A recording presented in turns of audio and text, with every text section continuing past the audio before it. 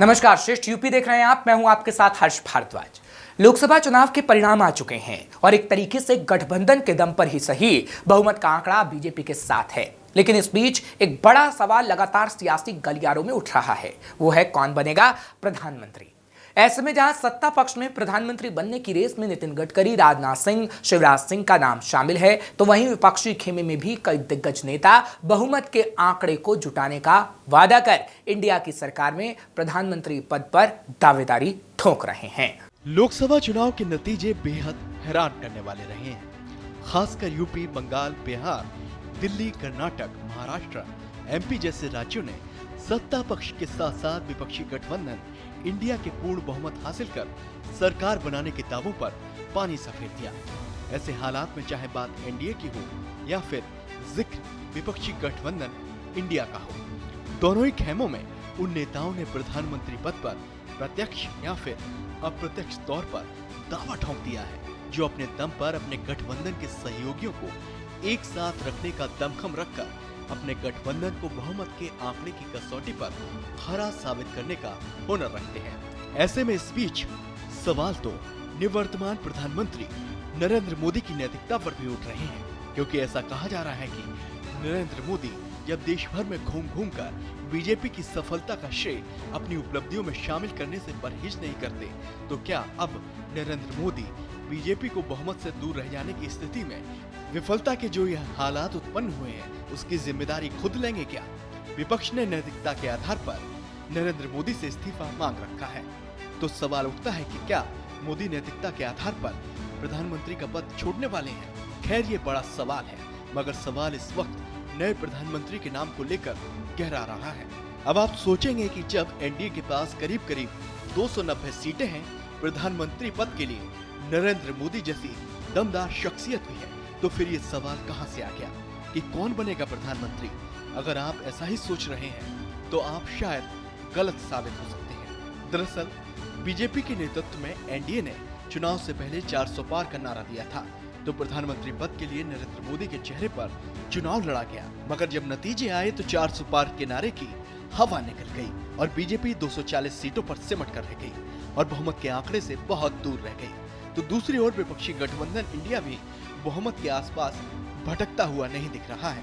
ऐसे में उपजे नए सियासी हालात में बीजेपी को सरकार बनाने के लिए सहयोगियों का सहारा है, और सहयोगियों में खासकर टीडीपी के चंद्रबाबू नायडू और जेडीयू के नीतीश कुमार पर बीजेपी का भविष्य टिका हुआ है। बस यहीं से शुरू हो जाती है कौन बनेगा प्रधानमंत्री से जुड़े सवाल पर विशुद्ध राजनीति। दरअसल कहा जाता है कि नरेंद्र मोदी के अब तक के 10 साल के शासनकाल में बेरोक-टोक, बेझिझक, बिना किसी हस्तक्षेप के सभी निर्णय पीएम मोदी के नेतृत्व में बीजेपी ने लिए हैं, और मोदी के नेतृत्व में बीजेपी की राजनीति का तरीका ऐसा बदला कि सहयोगियों को एक तरीके से एनडीए में 10 साल तक दरकिनार करके रखा गया।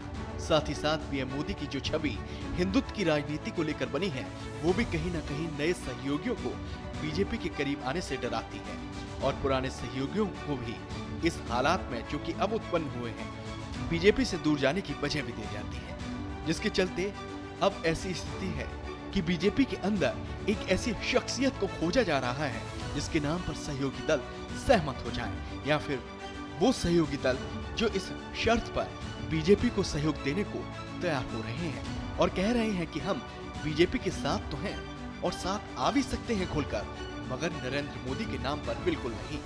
ये कौन से दल हैं और उनकी क्या शर्तें और हैं, इस पर बात हम करेंगे, मगर उससे पहले बीजेपी के उन नेताओं पर नजर डाल लेते हैं जिन नेताओं का नाम बीजेपी के अंदर प्रधानमंत्री पद की रेस में सबसे आगे चल रहा है। उन नेताओं में नरेंद्र मोदी के अलावा नितिन गडकरी, राजनाथ सिंह, शिवराज सिंह चौहान का नाम शामिल है। गडकरी संघ के खास माने जाते हैं। उनकी छवि, उनके संबंध एनडीए के सहयोगी दलों और उन दलों के नेताओं के साथ बेहतर है, और नितिन गडकरी की छवि भी मिलजुल कर कामकाज करने वाले नेताओं की रही है। ऐसे में कयास लगाए जा रहे हैं कि अगर कुछ दल जो नरेंद्र मोदी के नाम पर सहमत नहीं होंगे, उन्हें नितिन गडकरी के नाम पर मनाया जा सकता है। नितिन गडकरी को बीते 10 सालों में भले ही केंद्रीय कैबिनेट में जगह दे रखी गई हो बीजेपी की ओर से, मगर उन्हें नजरअंदाज करने की भरपूर कोशिश की गई थी। साल 2022 में नितिन गडकरी और शिवराज सिंह चौहान को बीजेपी के संसदीय बोर्ड से हटा दिया गया था। खैर, प्रधानमंत्री की रेस में दूसरे नंबर पर नाम आता है राजनाथ सिंह का।